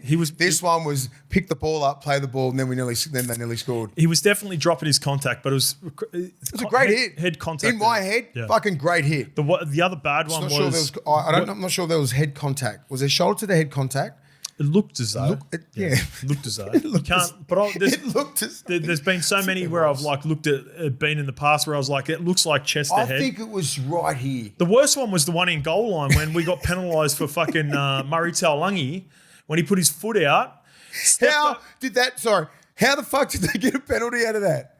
Fucks me. Murray Taulagi's the best finisher, nearly one of the best finishers in the game. Like, how the fuck did he step out? Magic Murray. He's such a good player, man. Mate, people forget about him because he's been injured all year. Yeah, he's a gun, but one of the best finishers. One thing he would never do because you see how far who was near him, like someone ages coming in cover tackle. Yeah, I think Chance. I don't know, but he had fucking a meter and a. He had a meter and a bit. Yeah, like he didn't have to like. How about how he tucked his body and like turned around? If it wasn't like a little turtle getting out, yeah. Do you want to go straight to that game, or we'll come back to Cook Islands and quick little recap of PNG and Cook Islands as well? Yeah, recap Cook Islands. I want to give a massive shout out to our man Dealbags. Copped it all year. Fuck yeah. Couldn't have handled it better. In terms of a teammate, human being, was rewarded by Jason Rolls, in my opinion, at the end of the year for doing that. He won on the game. It was a tough situation. It's not his fault he was given fucking monster money. Now, with that came expectations. Like I said, he handled it like a champ. He finished the year strongly for Parramatta with a good game with Mitchie, and then has started the Pack Champs on fire. 2 try assists and a match-winning try. 19 for 150. You got to think about at the middle part of the year when he was sort of struggling for form. It was when Mitch was out. Yeah. And with all due respect to where Ronald Volkman, is in his career right now, and Dean Hawkins played well at the end of the year. Footy Dean. But he just didn't have a guy like Foz, who Foz didn't set the world on fire. No. But Foz, you know how good he didn't like just say optically, but we know he's the one. Foz put him in positions. Foz put him in positions where he could do Dylan Brown things. And if you get someone who can put Dylan Brown into a 3-on-3 or create a quick play to the ball for a 4-on-4 and create shape, Dill is still a problem. Now, the big question mark for Dill is whether he can do that at Newcastle, and that's a big job for Justin Holbrook because I don't think there's a Foz currently there. They've got him, in my opinion. Get Foz out of retirement. Can we get Foz out of retirement? He was blown at the end of that game. Do you see? Justin Holbrook, can you get him out? Get the Fozzie up there. See, Sandon Smith's on his way up there, and I think Sandon has got the ability, but I think he's a more off-the-cuff player as well. Yeah. So anyway, fuck Newcastle. Let's talk about the Quick one on Newcastle. Dill, Kalen, Bradman, I think... there was one more player. They were all training together already. Yeah, and they're over. Isn't Bradman over in the Test series? No, before and that little gap between all the boys around the golf day. You have to. You fucking mate. If you know you're in the Australian team or something, they link up and you got to do it. Yeah, it's going to like be at the end. It's like the NFL and NBA now. Like you just fucking get everyone together and get content soon. The boys will start doing content in the off season for sure. But shout out Dillbags. He's our guy, Lukey. We love him. Yeah, well done. And he was awesome. He was the difference. Fucking got that try. Don't underestimate what he did then. There was people in his way. Bang, catch the ball, get it out of the way of the fucking post. Fucking great, mate. Great. And he short side plays, and he just the perfect. Fuck, he can play, mate. Yeah. Jeez, he can play. I also just thought outside of that, the spine was the difference as well in this game. Just the control that they had. Genuine 9. Jeremy Marshall King and even Phoenix Crossland off the bench. Yeah. With the experience that he's got, being a 14, playing a lot more minutes. He'll be disappointed in the season that he had at the Knights as well. But I thought he, like those... I thought Samoa, and we'll get to them in a little bit. Samoa looked a little bit better once Jazz Devanga actually got injured, and I didn't want to see Jazz get injured, but Chanel come on, and then we'll talk about Uelu a little bit later on as well. But in terms of start Uelu, man, just getting in the right spots, Fozzie did that to make, which allowed guys like Casey McLean, Dylan Brown to get him to the exact same spot where Dylan Brown can do his thing and Chance can do his thing and the back lines and all the middles moving together. But Uelu, he needs to start. I think he can really because he's physically he's a genuine 9. He's a genuine 9, mate. He can get to different spots. He engages markers. Like with Payne Haas and Payne Haas ain't usually like. It's a big thing getting the ball from a 9 that's not a 100%. Genuine 9, right? You need the ball. Sometimes a fucking ball was like here. You know what affected? It's a big deal. Jerome Jerome and Blaze a number of times with Jazz and even Chanel. Ball's not fucking there. Yeah, it's got to be out in front on the run. Like a couple of times Jerome had to catch it like this. And then to do that makes a difference. And watch the line is another 2 meters. Yeah. And it fucks things up. Yep.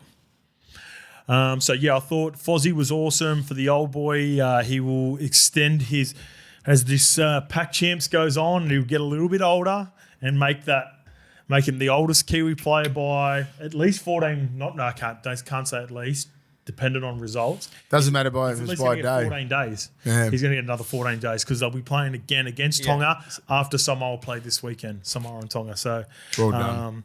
Jeremy Marshall-King was really slick. Loved the bench as well. It helped with Samoa losing their rotation for sure. But Nafahu White, Aaron Clark, and Big Nous all made impact. They did, especially through the middle, and they got a little bit tired, the Samoan forward pack, because they're fucking out there for a while. Like Payne Haas had to play these massive minutes. Well, Jazz only lasted 25. Junior Paulo was out there for, I fucking think, 80. Yep. Did he get 80 out? I think he got 80 out. I think he got 80 out. I'm not sure. Who's the other front row? Josh Papali'i. Oh, Ata Mariota didn't last long. Mariota made one tackle. 1 minute. Jeez, hope he's all right. Yep. He come in hard. That's that Casey McLean must be built of fucking. Yeah, that was Casey again. Yeah, just it was changed Casey direction, again. dropped his hip in. Frankie Molo gave us 52 of the best. Yeah, okay. June's got out 60. 60. Payne 79, just a 1 minute break. Big Papa, he only got 28. Yeah, I was surprised with Big Papa. Yeah, he was a little bit gassed, eh? I know, but like he's still like you get your first stint and your second stint's all right. I wouldn't be like, especially with the rotation and like the players that went down. You fucking put him back on.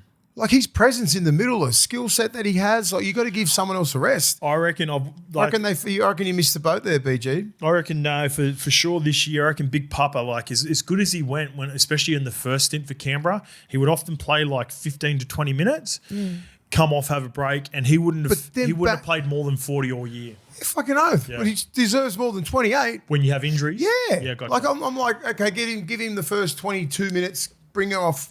Take him off, put Frankie Molo on like an animal, and then let Frankie play for another 15, maybe 10, 15 minutes second half or one of the other props. And you put Big Papa back on for about 15, 20. That's what they did with Big Joey Tarps. You know, they did that good stint, first one, had a little bit of a break, and they knew they had him. I knew they had him and Fish to finish the game. Yeah. That's the tactics when you got good middles, right? And they had great middles. Now, Payne Haas, like, you know, it's not unfortunate, like you had to play 79 minutes, but you could have fucked around with that a little bit and trust your other middles. Yeah, for sure. Big Papa could have come on and give Payne Haas a rest for 10 minutes. Yeah. But Payne's an outlier. He just doesn't fucking stop. Yeah, if you got it, you just got to keep rolling with it,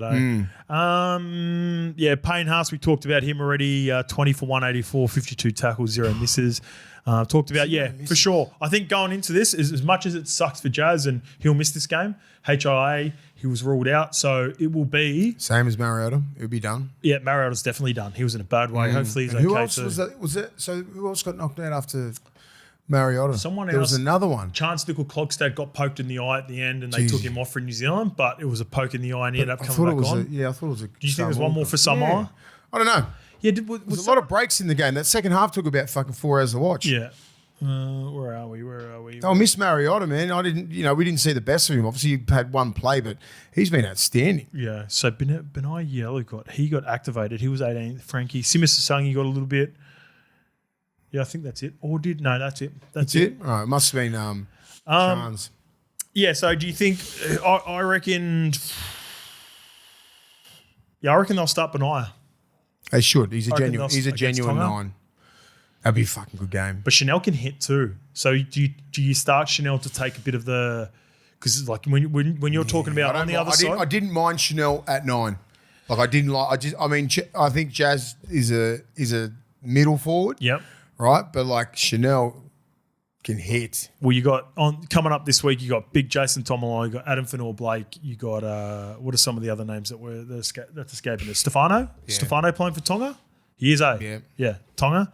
So it'll be different. Uelu is, I think so. And just like let him start for the first like 25, 30 and then put him on for the back 10s for a little bit more class. Because Chanel, he can hit. Yeah. But it depends. Like it's different when you're defending at 3-man and you come in for shots. When you're in the middle and you got to hit. He can hit. It's a bit different. I reckon he can hit. Do you reckon he can keep hitting? Yep. but he for sure will be fatigued, so that's a part of it, right? But I don't think like he can he can shoot out of the line and hits on, but he can also stand square. Yeah, he's fucking smart. He's got good technique. He's got great technique. Dean Mariner, couple big moments. He had 2 in the final 10 he would love to have back. I love Dean Mariner. He's all one pace. So when he plays on the wing, he's all good. Just sprint as hard as you can, kick returns, finish tries, catch him. That try to catch that ball like he did, beat I think it was Ronnie. No, who's the right winger? Well, when he stepped off his left. It was Asako, Jermaine Asako. Stepped off his left, stepped on the inside of Foz, scored that try. And Nakora. Great finish. He's got to be able to develop tempo when he plays centres. What I mean by that is he thinks 100 miles in the hour, and I've never been that fast, so I don't know what it's like being that fast. And when you feel like and you can see a gap, feel like when he plays in the centres, he's just got to be able to steady himself a little bit. And then, because I reckon that pass to Toto was the reason they didn't score. Like Toto still got to catch it, maybe bring it in, go down. But he just couldn't. It was a bad pass. And even the one that he dropped, he's better than that. Yeah. He catches that, he scores. Yeah. And I know it was a hard ball. But fuck, mate. You're saying under 10s. Got to catch it. Yeah. And he would have, and fuck, who are we telling? You know, he knows exactly. He could have caught that. He played well. He played outstanding, but the couple of things where it's crunch time and when they needed that, you got to execute. You know what's improved heaps in his game this year too, and I was thinking about it watching his, because I had Tim McCall, I had him and I had them 2 to score on each other because they're both really good attacking players, but they've got their own defensive deficiencies at times. His one-on-one defending's improved a lot. Dean Mariner. Yeah, fucking oath. A lot this year. Yeah. And I also seen a podcast. I was watching a little bit of the podcast with Benny Teo and the job that he's done up at the Broncos. Fuck, he talks well, Benny Teo. Did you watch that podcast? I did see some clips of it. Did you see some clips of it? One thing you can just say when you're that fast is just about positioning and use your pace. You don't have to come up and shut everything down. And there's a couple of times where he just rushes up. Yep. You don't have to, mate, when you're that quick. On the line, I get it. But when it's just normal footy, just say you're 40 out, you can get the ball. As long as you're on the inside, you're not getting around him unless you're just super fucking far. And no one's quicker than him. Nah. Not over 10 meters. He can really back himself with that. And I think he has been. Yep. On the wing, it's a little bit different. But at centre, if he wants to be a premier centre, there's a couple of little things that he has to really work on. Well, especially more so for this series as the series develops, and he's going to get better. 2 guys that are going to get better, and they had moments individually, but probably didn't connect well with Jerome and Blaze for sure. Even though they didn't connect well, they still almost won this game. Yeah. In fact, probably should have won it. If that little kick over, fucking Blaze, boom, boom, that's game over.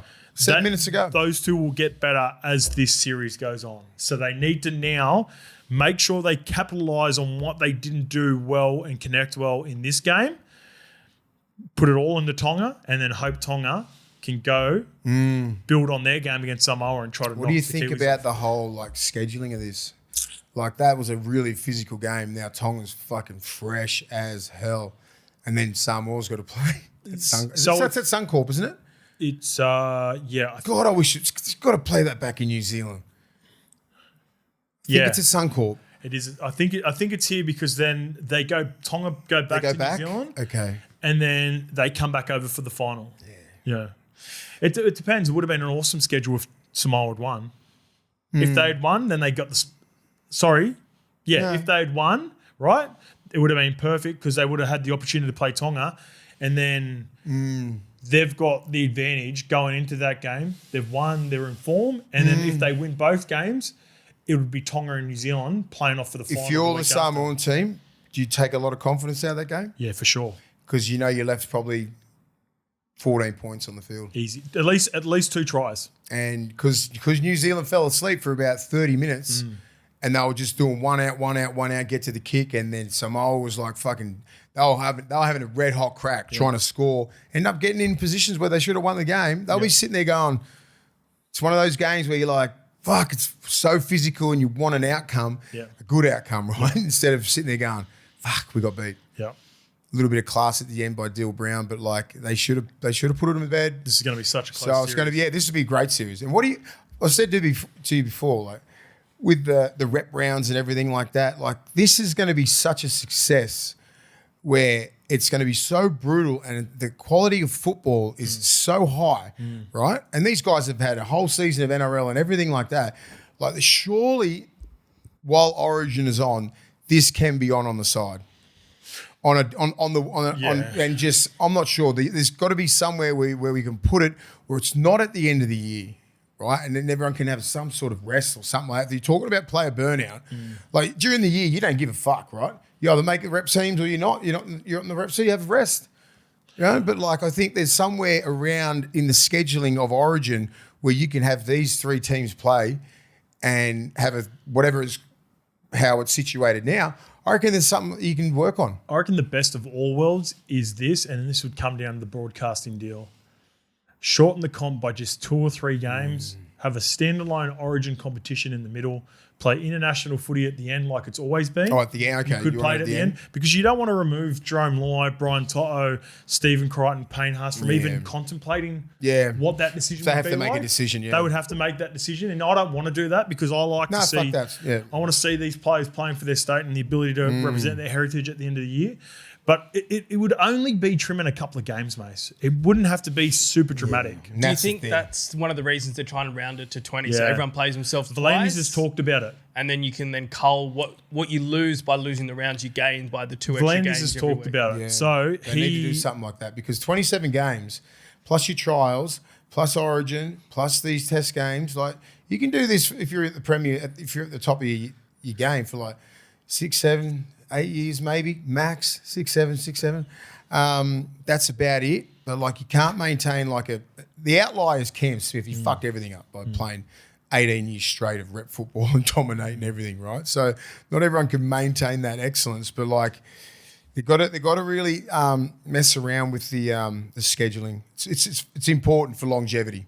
Yeah, we want our best players to be available. Like 26 games, or what are they playing? 25 games, just 27 rounds. There's 27 rounds, 3 buys, 24. Yeah, it's just Yeah. No, I reckon if you go no buys, just 22 rounds straight, mate. If they go 25 rounds, 3 buys each with 22, that'd be perfect. That would be perfect. Something like that. Maybe a couple of buys. The boys could do that. They don't need 3 buys. The boys could do that. Hey, do a quick recap. You were at the races on the weekend, so you missed this one. I'll give you just some dot points on this game.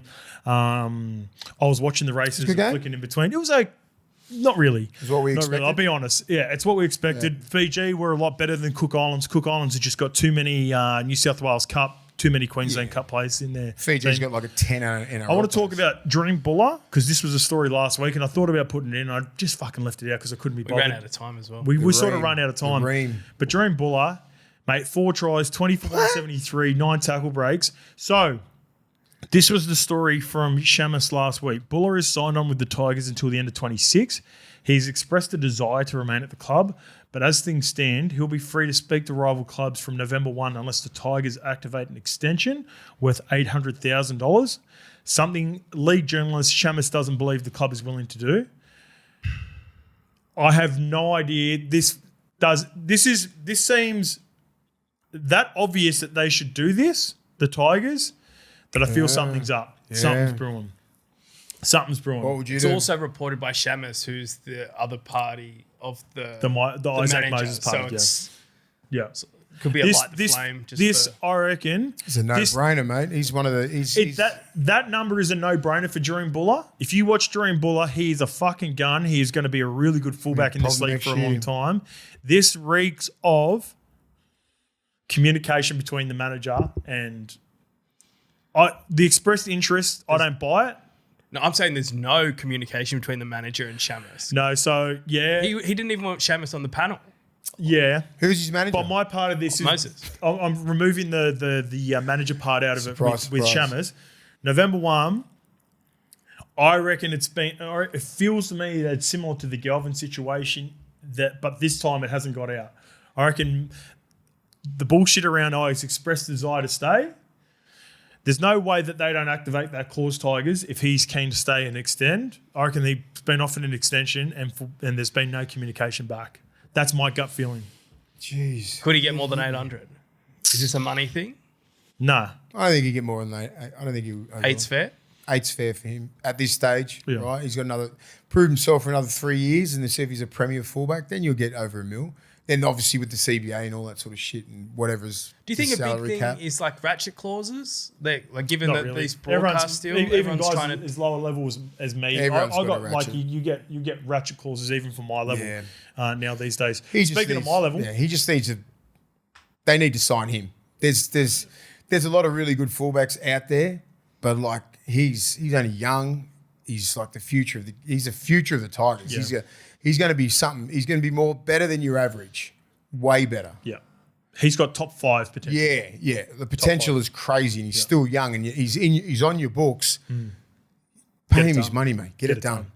Two other guys that I absolutely loved had strong games as well. Kitione Katonga for the Parramatta Eels. He looked good, Lukey. He got better as the year went on. And my man Caleb Navale, they both had strong games. Navale had 100 metres and 49 tackles. All three of my favourites. These guys have been favourites of mine this year. Kitione Katonga, Caleb Navale, and the Junkyard Dog, Kurt Donahue, played 6 for him. The dog would have killed him. Mate, he could... In a pinch, he could play full-time 6 for the Dolphins. Could he play Origin next year? Do you know he's a Newcastle? I know. He's a Newy boy. I know. I'm just like... There's a lot 14? Connor Watson? If there's a lot... Connor Watson's going to be under the pump next year. Well, you know what? Kurt Donahue, this is the part with Kurt Donahue. I love him, and I know the Dolphins love him. Yeah. He's not even guaranteed I don't know where you find a starting spot for Kurt Donahue on a fully fit Dolphins team. When you look at it, when you put it like that, fuck, who plays lock? I'd put him at lock. So if they're all fit, I would put him at lock. Over Max Plath, Tom Gilbert. Yep. Over Max Plath. Yeah. Max Plath's a gun. I know he had a gun 2 years ago. Yeah. And I'm like, he's been out a whole year. If I look at Max Plath's year that he had, then I look at what Donahue did this year. Donahue's my guy because I think his skill set is higher. He hits harder, and that's a big thing. Max Plath's a great defender. Yep. He's got great skills. And he's your genuine, he's your prototypical 13 now.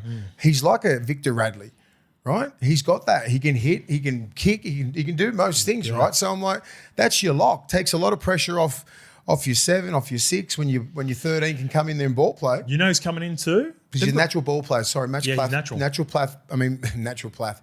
Max Plath is just the naturopath. That's his new nickname. Yeah. So he just wants to bang it in. I think he could play easily off the bench. Well, you know, they've got Morgan Knowles coming next year.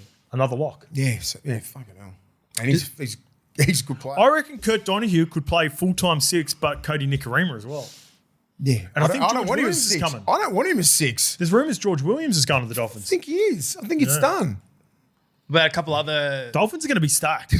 Dolphins are going to have too many players. Where does Big Naz sign, do you think? Now that Melbourne have released him, we missed that. Oh, they released him. Yeah, they released him. I think he's R360. I reckon he's a 360. Yeah. Did you see the highlights when he was in Wellington High School?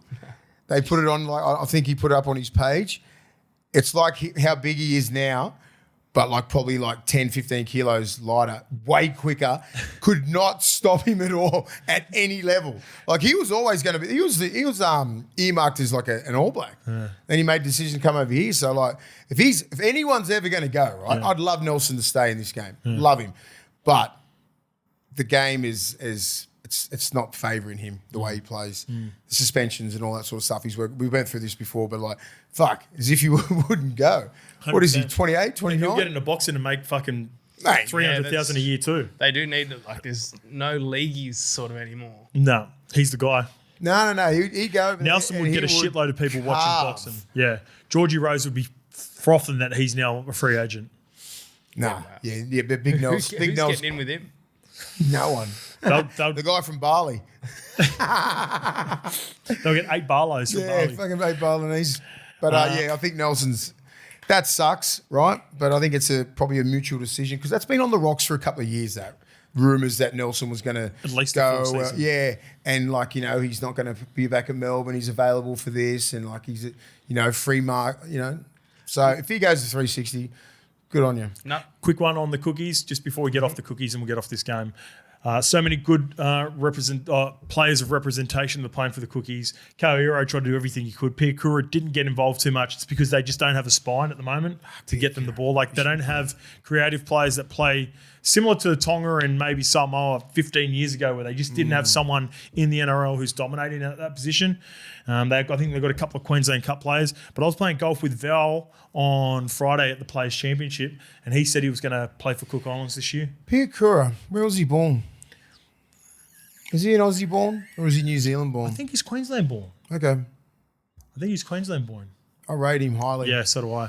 Born in none other than Newcastle, apparently. Newey. Shit. According to Google. Right. So, like, I wonder if he's eligible for, like, or is he full cookie? Played in Newcastle and was raised on the Gold Coast. There you go. Because he was... Because I'm like, he could easily slot into that New Zealand side. Oh, no, yeah, he is... Yeah, he played junior Kiwis. I don't know for sure. He would have been... Stacey would have approached him for sure. 100%. Correct that. He played against the junior Kiwis for Australia. Billy... Oh, he played for the Australian team. Billy invited him to camp 2 years ago. Yeah, so he's in Aussie. Yep. So he's a Queenslander. Yeah, he's a Queenslander. And a cookie. And a cookie. Or anything else before we jump off? Just a few of the halves, sort of the merry-go-round of the halves. If you wanted to... Do you see Lukey Metcalf apparently is looking to test the open market? Shit, is he? Yeah, I heard the rumour, but like until it gets to November 1 and we know like they're 100%. Yeah, fair enough.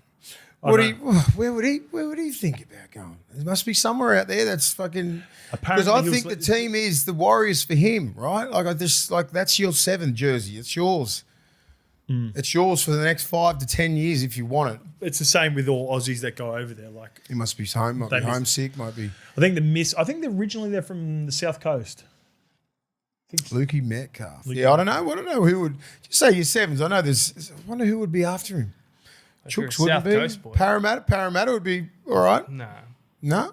What? Lukey Met? You wouldn't want Lukey Metcalf? At 6 though? Could he play 6? Fucking, I think it's 6. He's a fucking half, bro. Like he's he's a makeshift 7. They just put him in there because they know the 7. He's a 6. The rumours are this was declared on radio that Pezzett was done at Parramatta, but it's that going through that window. I don't know. I've got my West Tigers. Put Luai to 5-0. South Coast, you'd be Dragons. Dragons, maybe. Who's Pezzett? No, for Metcalf. Pezzett's not going Dragons. Yeah, no chance of going. No, that'd be a good shout if he's from the South Coast. I don't know if he's 100%. Newcastle. Who knows? Like, there's a lot. You wouldn't be testing the waters unless someone's come to you and gone, Coffs Harbour, North Coast. I'll give you $1 million, right? Something like that. Then you'd test because I think he's on a good wicket over there. 26 years old. Been grinding for a minute. Mate. He come through the juniors at Manly. Right. Talks a lot about like fucking being in full time with Ches. And a little tale to your Manly story a few weeks ago reports that it's a 1-year deal for Turbo. Yeah, Turbo's done for a year. Good. So he got more money, but they skimmed a couple of years off. But he'll back himself. Hopefully backs himself and just kills it. Does that mean like you're still eligible for November 1 if you've only got a... No, because he extended a year on top of 26. So now he goes to 27. I saw something about Cobbo though, because Cobbo's at the Dolphins, but yet he can still sign somewhere else. It'll be interesting if he goes to 20. He'll get to 27, right? So, but the difference between... Sorry, mate, just quickly on that. Yeah. The difference between Cobbo and Tommy is Tommy had 26 already, so he's going to 27, and Cobbo didn't have 26. So he's going to Dolphins for 26. So interesting, like where he comes off contract when North Sydney Bears come in. Ooh. Yeah, like if he says 1-year deal here, gets to 27, fucks off to Perth, $1 million+ easy. That's where I reckon Cobbo goes. That's where I reckon they both go. Yeah. Well, the AFL trade stuff, I was watching that. Yeah. That's so fascinating. Jamara? They do it. Yeah. Just like, it's like their version of 360, like the live broadcast of like... It's like cool. The EPL. Yeah, it's cool. No, it's like cool watching the trade window. Hey, boys, that's it, eh? Yep. Next time you see us, everyone watching at home, we'll be in the UK. We'll have the team list. We'll be probably maybe a little bit hungover, maybe a little bit. We're going to get one up before the game? Yeah, for sure we will. Yeah, we're going to preview on the Thursday or Friday. Because of the time difference, I'm not going to declare something, but we will get a show end up. of the week. End of the week. Was it Saturday night, or Sunday morning? Do we lose a day or gain a day going to the UK? Lose a day. We have to film on the Friday, which is the test event. So maybe we record the morning of the test event. Do we get there Thursday or do we get there Wednesday? We will be on a podcast here Friday our time in Australia. All right. Yes, because we go back. Just stay on the socials. You'll find out.